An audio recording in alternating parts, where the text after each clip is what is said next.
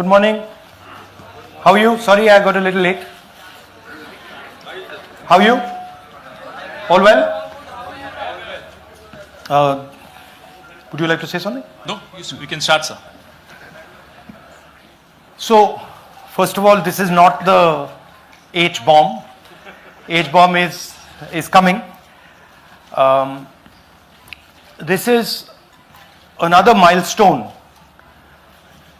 in setting up and demonstrating to the youth of this country how elections are being rigged.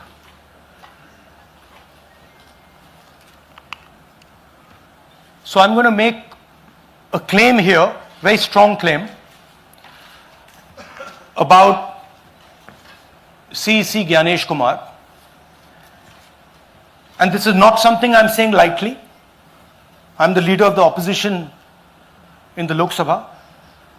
This is something I'm saying after solid proof that I'm going to show you, the youth of India, the people of India today. Proof that is black and white, absolutely clear, that the Chief Election Commissioner of India is protecting the people who have destroyed Indian democracy. I'm also going to show you the method by which votes are being added and deleted, and I'm going to show you how they are done, how that is done. In election after election, someone, some force, some group of people has been systematically targeting millions of voters for deletion across India. This is something that we've heard again and again and again.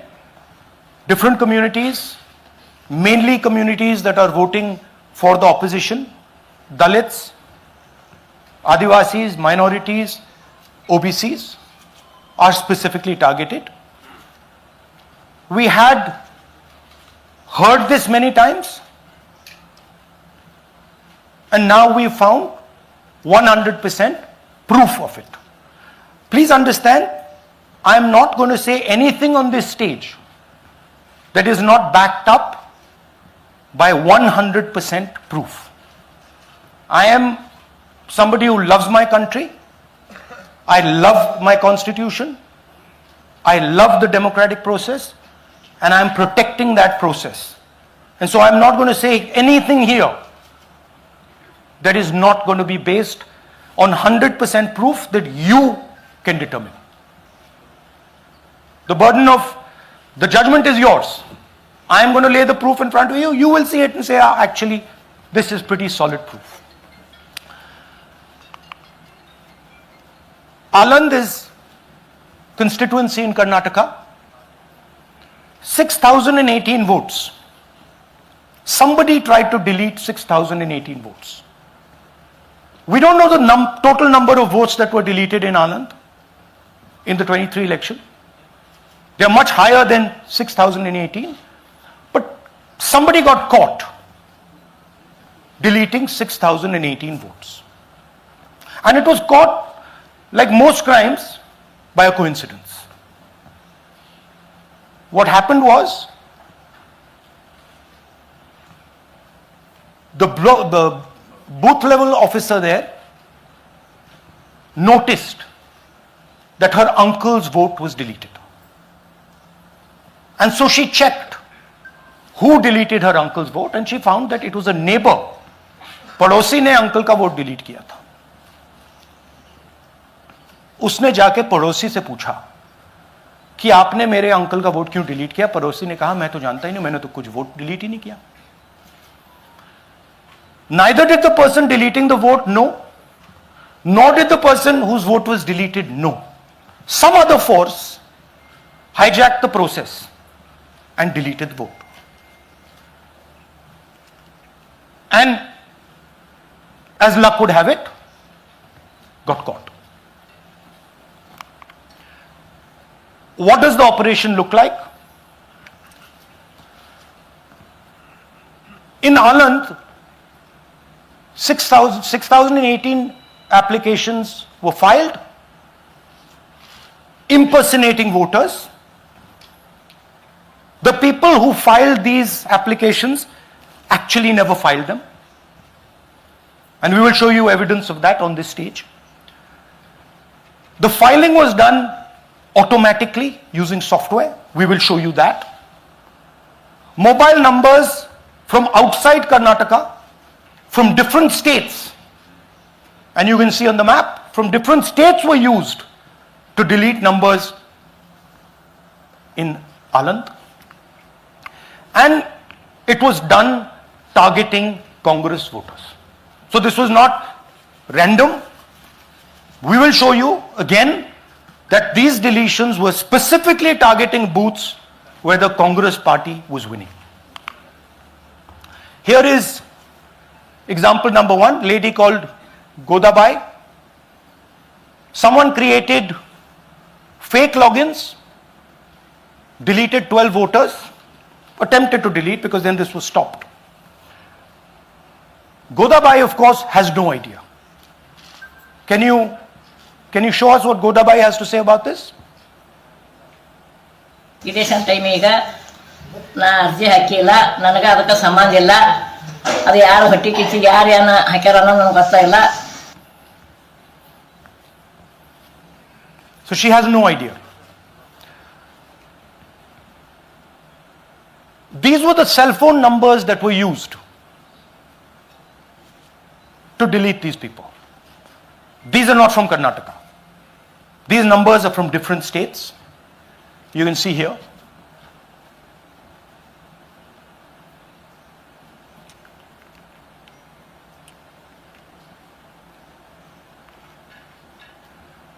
So the question is, whose numbers are these?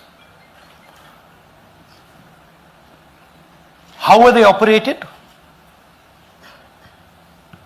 Where were they operated from? Who generated the OTPs to disturb the process? Now these are questions that arise out of this. Here's example 2, Suryakant. This gentleman apparently deleted 12 voters in 14 minutes. He filled 12 deletion forms in 14 minutes. I'd like you to meet him. He's here. That's one of the people. That's one. Namaskar bhi aiye. Babita Chaudhary is one of the votes that he is supposed to have deleted. Aiye bhaiya. He is supposed to have deleted. This is the gentleman. ये इनका vote delete किया जा रहा था. ये कर रहे थे. इनसे आप पूछिए. बताइए. That's our candidate. हाँ. कन्नड़ा में बोलिए. ನನ್ನ ಹೆಸರು ಸೂರ್ಯಕಾಂತ್ ಗೋವಿನ. ನಾನು ಸರ್ಸಂಬ ಗ್ರಾಮದಲ್ಲಿ ಇದ್ದೆ. ನನಗೆ ನಾಲೆಜ್ ಕೇಳದೆ ನನ್ನ ಹೆಸರು ಮೇಲೆ 9 ಜನರ ಲಿಸ್ಟನ್ನು ಡಿಲೀಟ್ ಮಾಡಿದ್ದಾರೆ. ಅದು ಯಾಕಂತ ಇವರು ನನಗೆ ಬಂದು ಕೇಳಿದರು, ನಮ್ಮ ಹೆಸರು ನೀವು ಯಾಕೆ ಡಿಲೀಟ್ ಮಾಡಿದ್ರಿ ಅಂತ. ಅದಕ್ಕೆ ನಾನು ನಮ್ಮ ಸಾಹೇಬ್ರಿಗೆ ಹೇಳಿದೆ, ನಾನು ಡಿಲೀಟ್ ಯಾರಿಗೂ ಮಾಡಿಲ್ಲ, ಅಪ್ಲಿಕೇಶನ್ ಕೊಟ್ಟಿಲ್ಲ, ಆದರೂ ಡಿಲೀಟ್ ಆಗಿದೆ, ಅದು ನೋಡ್ರಿ ಅಂತ. ಹಾಗಾಗಿ ತಹಶೀಲ್ದಾರ್ಗೆ ಹೋಗಿ ಕಂಪ್ಲೇಂಟ್ ಕೊಟ್ವಿ. ಮತ್ತು ಕಮಿಷನರ್ ಇದು ನಮ್ಮ ಜಿಲ್ಲಾ ಎಲೆಕ್ಷನ್ಗೆ ಒಂದು ಇದಕ್ಕೆ ಕಂಪ್ಲೇಂಟ್ ಕೊಟ್ವಿ. ನನ್ನ ಹೆಸರು ಮೇಲೆ 12 ಜನರದು ಡಿಲೀಟ್ ಮಾಡಿದ್ದು ನಿಜ ಇರ್ತದೆ. थोड़ा ट्रांसलेट कर लीजिए. मेरे नाम पे 12 लोगों का नाम डिलीट किया गया है. हालांकि मुझे मालूम नहीं, मैं कभी किसी को मैसेज भेजा भी नहीं, मैं बुलाया भी नहीं. ये बबीता आके पूछने से पता चला कि मैंने मेरे फ़ोन से ऐसा मैसेज दिया, लेकिन असल में मैंने किसी को भी मैसेज नहीं किया. आप कुछ कहेंगे? नहीं, ठीक है. Thank you. Thank you. Third example, Nagaraj. 2 applications filed and submitted in 36 seconds. Please try and fill these forms and see how long it takes you. Try and fill. And I ask the Youth of India, try it. Try and fill the form, 2 forms, in 36 seconds. You'll see the answer to this question. Notice also what time this gentleman fills the form. For some reason he gets up at 4:07 in the morning and suddenly fills 2 forms in 38 seconds.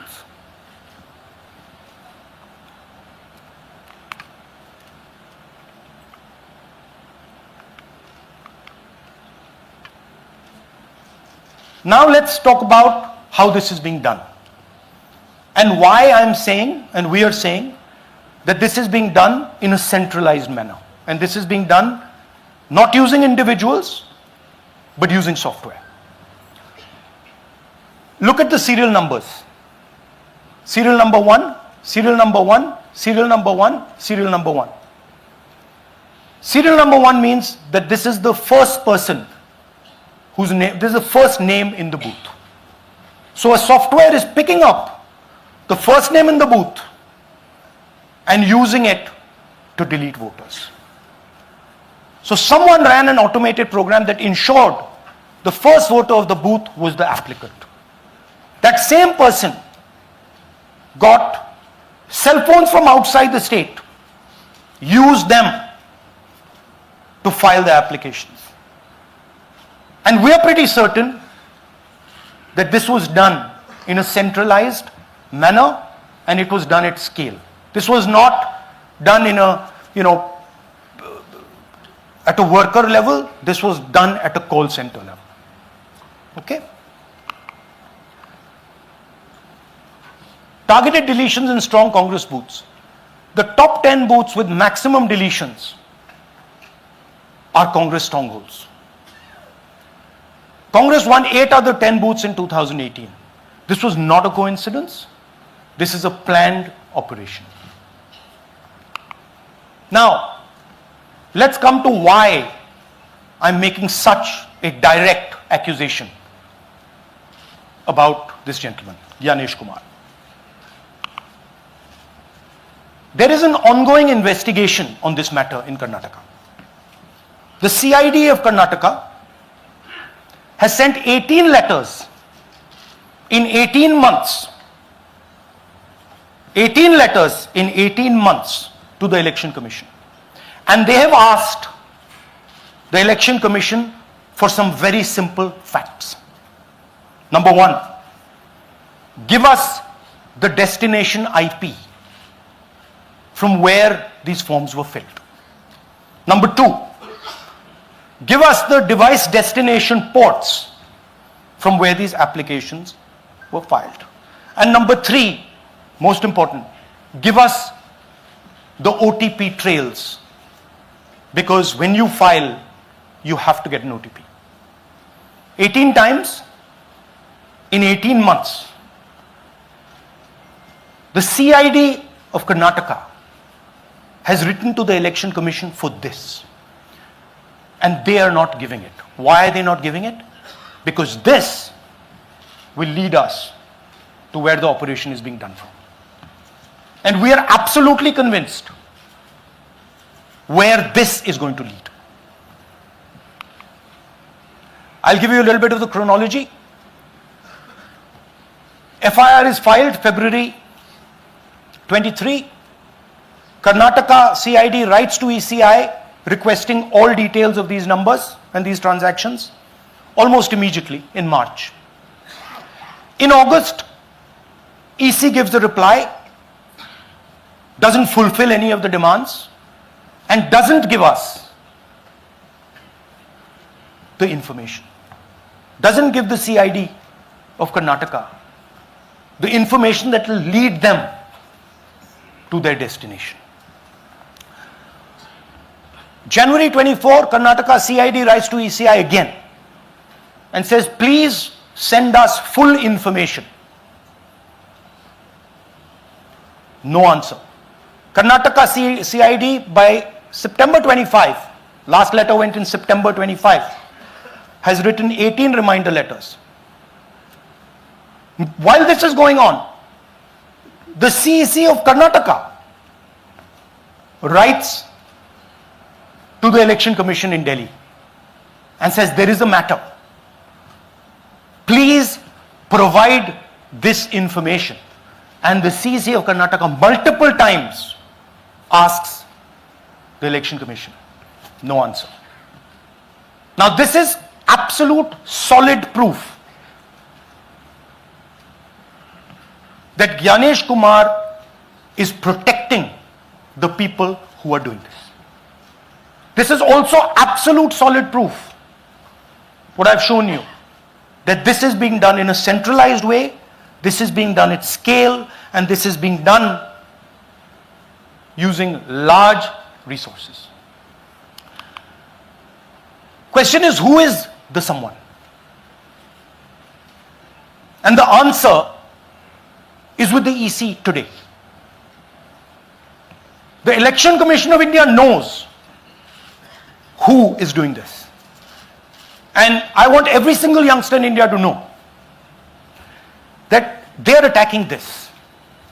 And this is your future. When they are not giving this information, they are defending the murderers of our democracy. And it is important that every youngster knows this. Your jobs, your future, your aspirations all come from this instrument. And the Chief Election Commissioner, Mr. Gyanesh Kumar, is not telling the CID of Karnataka who is doing this. This is not an isolated case.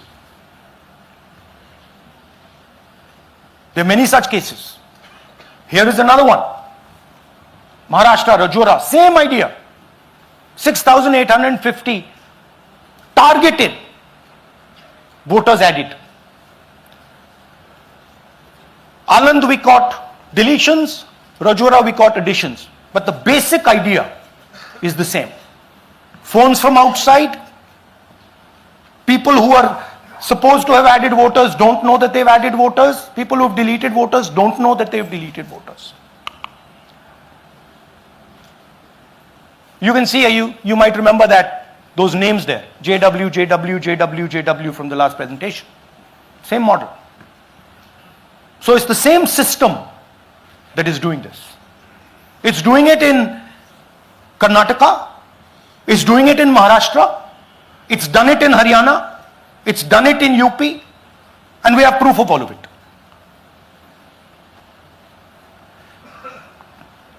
Names are being filled.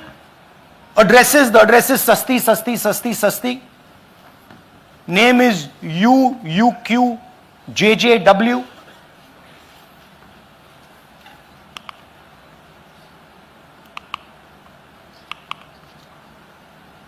So, what are we saying here?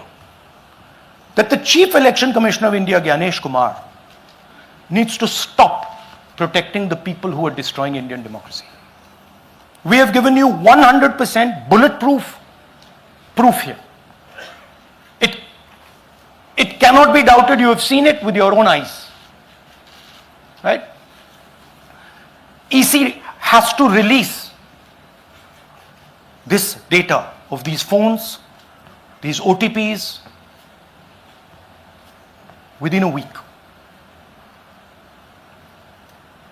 Otherwise, देखिए ये H bomb तो नहीं है, H bomb आ रहा है,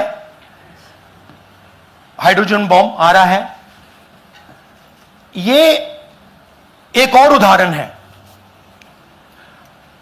vote चोरी का. पिछली बार मैंने आपको एडिशंस के बारे में बताया था, ये हम आपको डिलीशंस के बारे में दिखा रहे हैं, और सबूत के साथ हम आपको दिखाएंगे कि ये जो डिलीशंस हुए हैं ये सेंट्रलाइज तरीके से कॉल सेंटर के प्रयोग करके, सॉफ्टवेयर के प्रयोग करके किए गए हैं.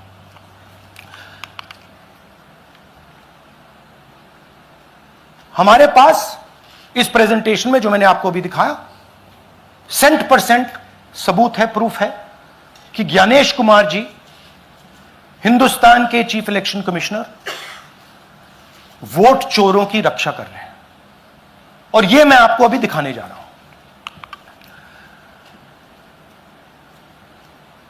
हर इलेक्शन में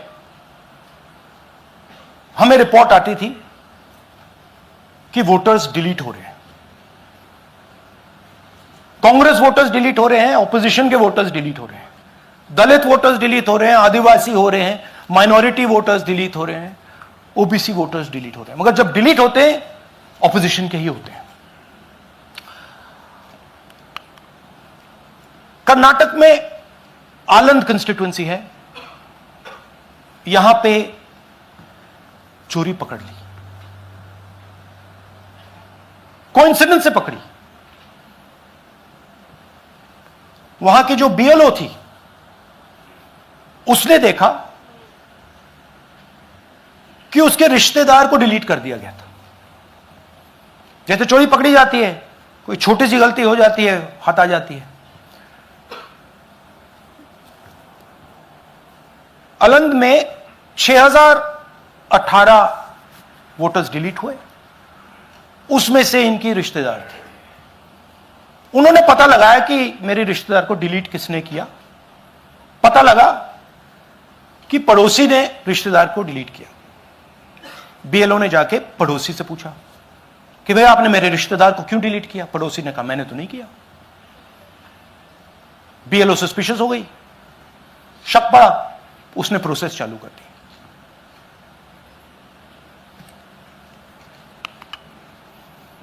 पता क्या लगा कि कोई ना कोई, किसी ने अलंद में वोटर डिलीशन सिस्टमैटिकली ऑर्गेनाइज तरीके से, सेंट्रलाइज तरीके से किया। हमें यह नहीं मालूम कि आलंद में कितने वोटर डिलीट हुए, क्योंकि इससे बहुत ज्यादा हो सकते हैं। 6000, तकरीबन 6000 पकड़े गए, उस पर इन्वेस्टिगेशन हो गया। क्या पता लगा कि फाइलिंग ऑटोमेटिकली ऑनलाइन हो रही है। मोबाइल नंबर्स कर्नाटक के नहीं यूज हो रहे, मोबाइल नंबर्स दूसरी स्टेट्स के यूज हो रहे हैं। इनफैक्ट कर्नाटक के नंबर थे ही नहीं उसमें। मतलब आप दिल्ली में बैठे डिलीट कर रहे हो, आपका नंबर तमिलनाडु का है। आप गुड़गांव में डिलीट कर रहे हो, आपका नंबर झारखंड का है। और जब हम चेक कर रहे हैं कि भैया आपका नंबर है, तो आपका नंबर है ही नहीं, किसी और का नंबर है। और टारगेट करके कांग्रेस वोटर्स को डिलीट किया गया। ये गोदाबाई जी हैं, इनके नाम पर 12 वोटर्स डिलीट किए गए। इनको मालूम ही नहीं, इनको पता ही नहीं कि इन्होंने 12 वोटर्स डिलीट किए। दिखाइए जरा। ಇಲೆಕ್ಷನ್ ಟೈಮ್ ಈಗ ये इनका वीडियो है। ನಾ ಅರ್ಜಿ ಹಾಕಿಲ್ಲ, ನನಗೆ ಅದಕ್ಕೆ ಸಂಬಂಧ ಇಲ್ಲ। ಅದು ಯಾರು ಹೊಟ್ಟಿ ಕಿಚ್ಚಿಗೆ ಯಾರು ಏನ ಹಾಕ್ಯಾರ ಅನ್ನೋದು ನನಗೆ ಗೊತ್ತಾಗಿಲ್ಲ। तो इनको आइडिया नहीं है कि इन्होंने वोटर्स डिलीट कर दिए।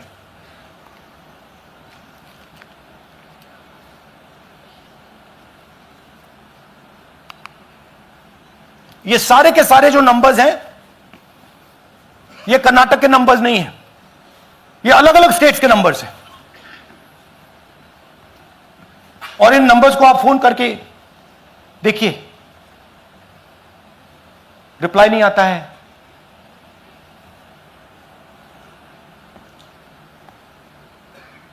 तो सवाल यह है कि किसके नंबर्स हैं, ये किसने ऑपरेट किए, जब इन्होंने ऑपरेट किए ये कहां थे,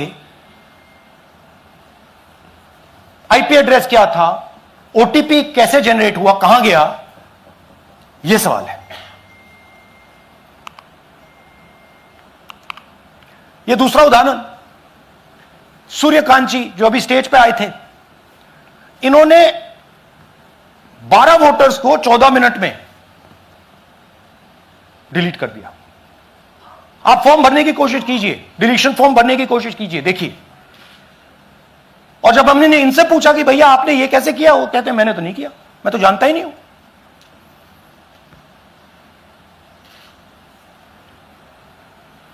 बबीता चौधरी जी का इन्होंने एक नाम डिलीट किया, यहां खड़ी है बबीता जी, यहां है सूर्यकांत जी, यहां है। आ जाइए जरा स्टेज पे, एक सेकंड आ जाइए। ये दोनों खड़े हैं यहां पे, सूर्यकांत जी, बबीता जी। इनको मालूम ही नहीं कि इन्होंने डिलीट किया। Thank you. नागराज जी, इन्होंने 2 एप्लीकेशन 36 सेकंड में फाइल कर दी है। और मजे की बात देखिए, ये 4 बजे सुबह उठ के फाइल कर रहे हैं। पता नहीं क्या हुआ, 4 बजे सुबह कहा कि भैया मैं 2 वोटर को डिलीट करूंगा, और कितने 36 सेकंड में डिलीट कर दिए, फिर सो गए।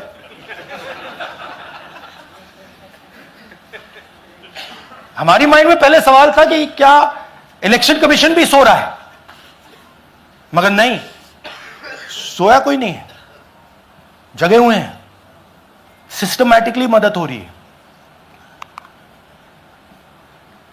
यह देखिए दूसरी बात, जो भी डिलीट कर रहा है वोटर लिस्ट में उसका सीरियल नंबर 1 है। मतलब जो भी वोटर लिस्ट में पहले नंबर पे आता है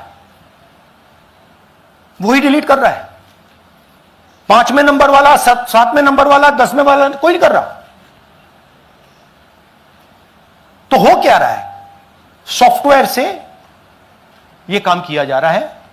सॉफ्टवेयर प्रोग्राम कह रहा है पहला नाम निकालो और इसका प्रयोग करके डिलीट करो।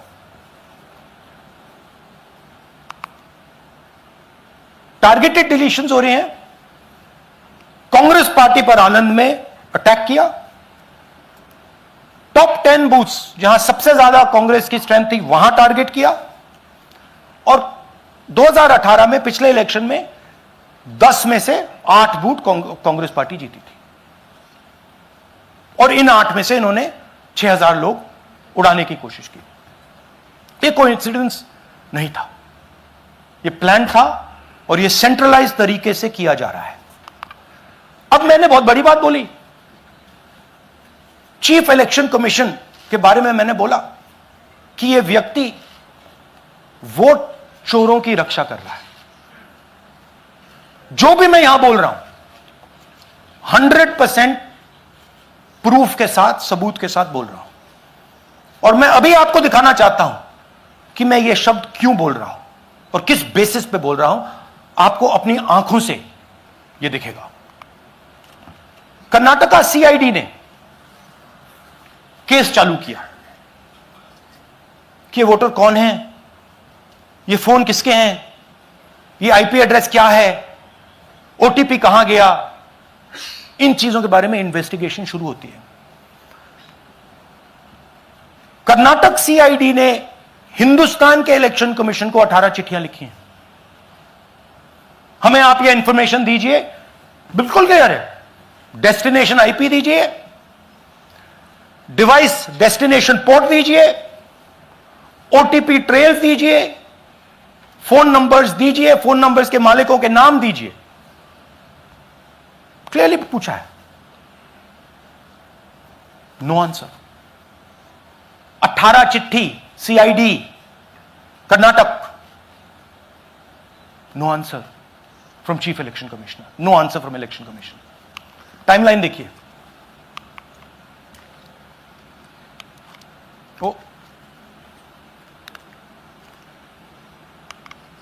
ओके, फरवरी 23 में इन्वेस्टिगेशन शुरू होती है। मार्च 23 में कर्नाटका सीआईडी चिट्ठी लिखती है ईसीआई को कि हमें सारे डिटेल्स दे दीजिए। अगस्त में इनकंप्लीट डिटेल्स दी जाती हैं, जिससे कोई इन्वेस्टिगेशन आगे नहीं बढ़ेगा। जिन चीजों की जरूरत थी वो नहीं दी, जिसकी जरूरत नहीं थी वो सारी दे दी। पहला सबूत। दूसरा सबूत, 18 बार रिमाइंडर लेटर गए हैं। आपको अगर सीआईडी एक बार लेटर भेज दे और आप नहीं गए, आप जानते हो क्या होगा। यहां पे इलेक्शन कमीशन को 18 बार लेटर गए हैं, कुछ नहीं हुआ है। बाद में क्या होता है, कर्नाटक ईसी इलेक्शन कमीशन को लिखता है, कहता है भैया हमें दे दीजिए, आपको इंफॉर्मेशन देना पड़ेगा नो रिप्लाई। मार्च 25 में आखिरी लेटर सितंबर में गया है, कुछ ही दिन पहले, नो रिप्लाई फ्रॉम ईसी। यह है सबूत कि ज्ञानेश कुमार जी वोट चोरों की रक्षा कर रहे हैं, और यह ब्लैक एंड व्हाइट सबूत है, इसमें कोई कंफ्यूजन नहीं है कहीं।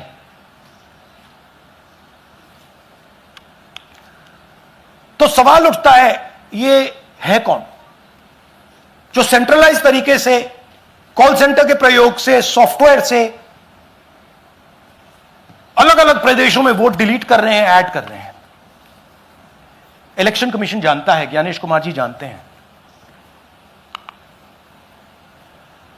अच्छा, ये सिर्फ आनंद में नहीं हुआ, ये अलग अलग कंस्टिट्यूएंसीज में हुआ है। आनंद में लीगल प्रोसेस चालू हो गई, पकड़ लिया। यहां महाराष्ट्र में उसी मोडस ऑपरेंडी से, उसी सिस्टम से यहां पे वोट ऐड हुए हैं। आनंद में डिलीट, रजौरा में एडिशन, 6850। आपको याद होगा पिछले प्रेजेंटेशन में मैंने आपको नाम दिखाए थे, ये देखिए वही नाम यहां है। वही सिस्टम महाराष्ट्र में चल रहा है जो कर्नाटक में चल रहा था। नाम वैसे ही है, JW JW JW, पता वैसा है, JW JW, नाम यू ऐसे किसी ने टाइप करके लगा दिया।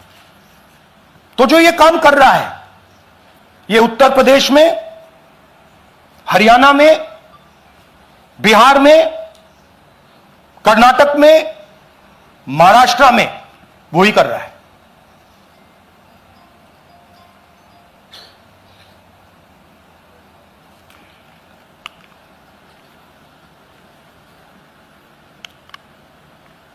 तो हमारी डिमांड है, ज्ञानेश कुमार जी, आप अपना काम कीजिए। आपने ओथ लिया है, आप हिंदुस्तान के चीफ इलेक्शन कमिश्नर हैं। आपसे कर्नाटक की CID सबूत मांग रही है। आप कर्नाटक की CID को यह सबूत 1 सप्ताह के अंदर दे दीजिए, नहीं तो पूरा हिंदुस्तान के सारे युवा इस बात को एक्सेप्ट करेंगे कि आप हिंदुस्तान के कॉन्स्टिट्यूशन, हिंदुस्तान के संविधान की हत्या में शामिल हो, हिंदुस्तान के संविधान की रक्षा नहीं कर रहे हो, और वोट चोरों की आप मदद कर रहे हो। Thank you. और थोड़ी देर में हम आपको हाइड्रोजन बॉम्ब दिखाने जा रहे हैं। नहीं, आज नहीं, थोड़ी देर में उसकी प्रिपरेशन चल रही है, क्योंकि हम देखिए, मैंने टीम से कहा है कि अगर मैं स्टेज पे जा रहा हूं, ब्लैक एंड व्हाइट प्रूफ नहीं होगा, मैं नहीं जाऊंगा। अगर ब्लैक एंड व्हाइट प्रूफ होगा, जो कोई मतलब उसको निगेट नहीं कर सकता, मैं जाऊंगा। मैं देश के कॉन्स्टिट्यूशन की रक्षा कर रहा हूं, संविधान की रक्षा कर रहा हूं, मैं लोकतंत्र की रक्षा कर रहा हूं, और मैं सच्चाई आपके सामने रख रहा हूं। बहुत बहुत धन्यवाद, नमस्कार, जय हिंद। सर 3 सवाल। पीटीआई से संजीव चोपड़ा। या राहुल जी, दिस साइड। या राहुल जी इधर, हाँ, कहाँ है? To your right. हाँ, हेलो। राहुल जी, आज आपने नया खुलासा किया है कि कैसे वोट चोरी हो रही है। आपने पहले भी महादेवपुरा के बारे में बताया कि कैसे एडिशंस हो रही हैं, अब आपने बताया कैसे डिलीशंस हो रही हैं। लेकिन देखने में ये आ रहा है कि इलेक्शन कमीशन इस पे कोई एक्शन नहीं ले रहा, और आगे चल के वो तैयारी कर रहे हैं पूरे देश में SIR लाने की। तो आप इस मुहिम को आगे कहां तक ले जाएंगे, और SIR के बारे में क्या करने वाले हैं? देखिए, हम आपके सामने क्रिमिनलिटी रख रहे हैं, हमारा काम आपके सामने सच्चाई रखने का है, और हम रख रहे हैं। हिंदुस्तान में दूसरे इंस्टीट्यूशंस भी हैं, सिर्फ इलेक्शन कमीशन नहीं है, लीगल सिस्टम है, उनको भी इन चीजों को देखना चाहिए। यहां पे हम चीफ इलेक्शन कमिश्नर के बारे में ब्लैक एंड व्हाइट कह रहे हैं। आपने कहा कि हमने एडिशन डिलीशन दिखाया, पहले प्रेजेंटेशन में मैंने एडिशन दिखाया था, अब हमने डिलीशन दिखाया है, मगर हमने एक और चीज जोड़ दी है, एडिशन और डिलीशन का सिस्टम, उसका स्ट्रक्चर, उसका तरीका। और हमने यह दिखाया है कि जो डिलीट कर रहा है, जो ऐड कर रहा है, महाराष्ट्र में, कर्नाटक में, यूपी में, वो एक ही आदमी है, एक ही फोर्स है। हमने आपको वो एड्रेसेस दिखाए। Same system is being used in Maharashtra, is being used in Karnataka, is being used in Uttar Pradesh, is being used in Haryana. Same people are doing it. Say Siddharth ANI. Sir, this side, sir. हाँ Sir, on your left, sir. हाँ On your left. This side, sir, on your left. Sir, मेरा आपसे सवाल ये है कि जब आप कह रहे हैं कि ज्ञानेश कुमार जो चीफ इलेक्शन कमिश्नर है, उन्हें पता है ये कौन कर रहा है, हाँ। और ये पॉलिटिकल फायदा जरूर किसी को हो रहा है, आप कह रहे हैं कांग्रेस के बूथ के ऊपर ही हाँ। सारे वोट्स डिलीट किए जा रहे हैं, तो वो कौन लोग आपके हिसाब से हैं जिनको ये फायदा पहुंच रहा है, पहला। और दूसरा ये कि वो आपने एक देखिए, हफ्ते का हाँ, समय दिया sorry। है, जब आपने एक हफ्ते का समय दिया है, तो क्या एक हफ्ते बाद आप इसको आगे कैसे इनिशिएट करेंगे? क्या आप लोग कोर्ट का रास्ता अपनाएंगे या और कोई हायर एजेंसी से इस बात की डिमांड करेंगे? क्योंकि ये ऑर्गेनाइज्ड तरीके से क्राइम दिखाई दे रहा है जो आप बता रहे हैं, अगर आपकी बात के ऊपर जाएं। देखिए, फ्रैंकली ये जो मैं यहां कर रहा हूं, ये मेरा काम नहीं है। मेरा काम डेमोक्रेटिक सिस्टम में पार्टिसिपेट करने का है। मेरा काम डेमोक्रेटिक सिस्टम की रक्षा करने का नहीं है। वो काम हिंदुस्तान के इंस्टीट्यूशंस का है। वो काम वो नहीं कर रहे हैं, इसलिए मैं कर रहा हूं। अब मैं आपको यह कह सकता हूं कि हमने आपको 2 बार सबूत दिखाया है, और जब हम ये प्रेजेंटेशंस खत्म करेंगे, इसमें लगेंगे 2-3 महीने, जब हम ये खत्म करेंगे, आपके माइंड में कोई डाउट नहीं होगा कि हिंदुस्तान में state after state, Lok Sabha after Lok Sabha चोरी हो रही है। तो मेरा काम सच्चाई दिखाने का है। मैं हिंदुस्तान की जनता को, हिंदुस्तान के युवाओं को सच्चाई दिखा सकता हूं। यह मेरा काम है। उनकी जो इंटरेस्ट है, क्योंकि ये जो कॉन्स्टिट्यूशन है, ये हिंदुस्तान की जनता का रखवाला है, प्रोटेक्टर है, और मैं इसकी प्रोटेक्शन कर रहा हूं। इसकी प्रोटेक्शन करने का काम हिंदुस्तान के इंस्टीट्यूशंस का है, हिंदुस्तान के ऑपोजिशन लीडर का नहीं है, मगर इंस्टीट्यूशंस नहीं करने हैं। अच्छा, एक इंटरेस्टिंग बात आई है जो मैं आपको बताना चाहता हूं कि इलेक्शन कमीशन के अंदर से हमें मदद मिलनी शुरू हो गई है। मैं साफ बोल देता हूं, इलेक्शन कमीशन के अंदर से, पहले नहीं हो रहा था, अब इलेक्शन कमीशन के अंदर से इंफॉर्मेशन आ रही है। यह रुकेगा नहीं, यह रुक नहीं सकता है, क्योंकि हिंदुस्तान की जनता इस बात को एक्सेप्ट नहीं करेगी। एक बार हिंदुस्तान की जनता को, हिंदुस्तान के युवाओं को पता लग गया कि वोट चोरी हो रही है, उनकी शक्ति लग जाएगी। आईएएनएस से आलोक झा। इस तरह से नहीं प्लीज।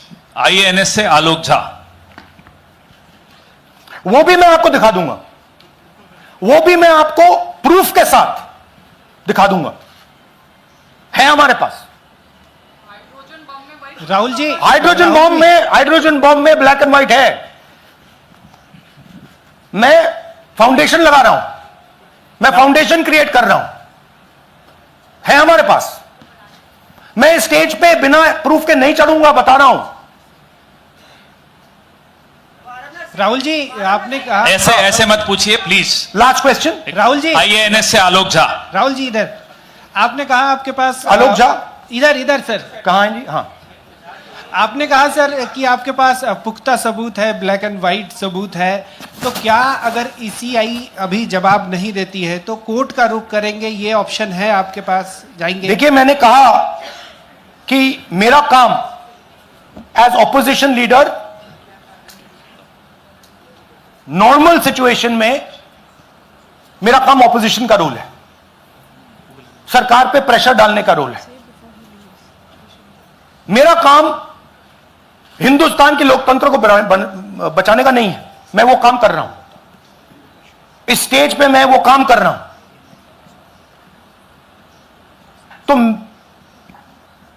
मेरी सोच है कि as a patriotic Indian, as somebody who loves India, who loves the constitution, it is my duty to put the truth in front of the people of India.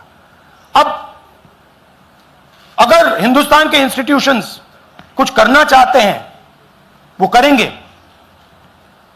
उनमें भी बहुत लोग हैं, जैसे मैंने आपसे कहा, मैं सरप्राइज हो रहा हूं, इलेक्शन कमीशन से लोग आ रहे हैं, इंफॉर्मेशन दे रहे हैं और बढ़ रहा है वो। सर, क्या जब तक सीईसी ज्ञानेश कुमार अपने पद पर है, जैसा कि आप कह रहे हैं कि वो फ्री एंड फेयर इलेक्शन होने नहीं दे रहे, तो तब तक इलेक्शन का मतलब क्या रह जाएगा? क्या आप इनको हटाए जाने के लिए आयोग को इस्तीफा देने की हाँ, तो आप इमेजिन कीजिए, और ये शॉकिंग बात ये है बस कि ये अभी शुरू नहीं हुआ, ये 10-15 साल से चल रहा है। ये सिस्टम है, ये स्ट्रक्चर है। हिंदुस्तान की जो डेमोक्रेसी है वो हाईजैक हो गई है। I am shocked frankly. Democracy, brothers and sisters, democracy can only be saved by the people of India. Nobody else can save democracy. Rahul Gandhi can come here and say something and say this is the truth. But the people of India, who I believe in, who I love, can do it.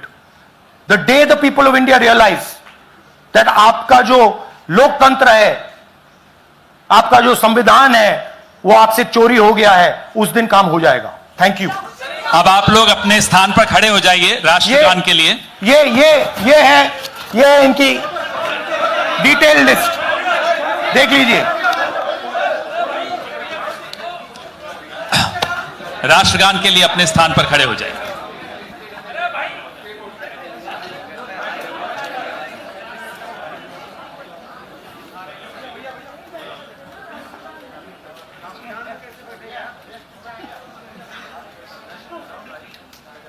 Bharat भाग्य विधाता, पंजाब सिंध गुजरात मराठा द्राविड उत्कल बंगा, विंध्य हिमाचल यमुना गंगा उच्चल जलधि तरंगा, तव शुभ नामे जागे, तव शुभ आशीष मांगे, गाहे तव जय गाथा, जन गण मंगलदायक जय हे भारत भाग्य विधाता, जय हे जय हे जय हे जय जय जय जय हे। Thank you.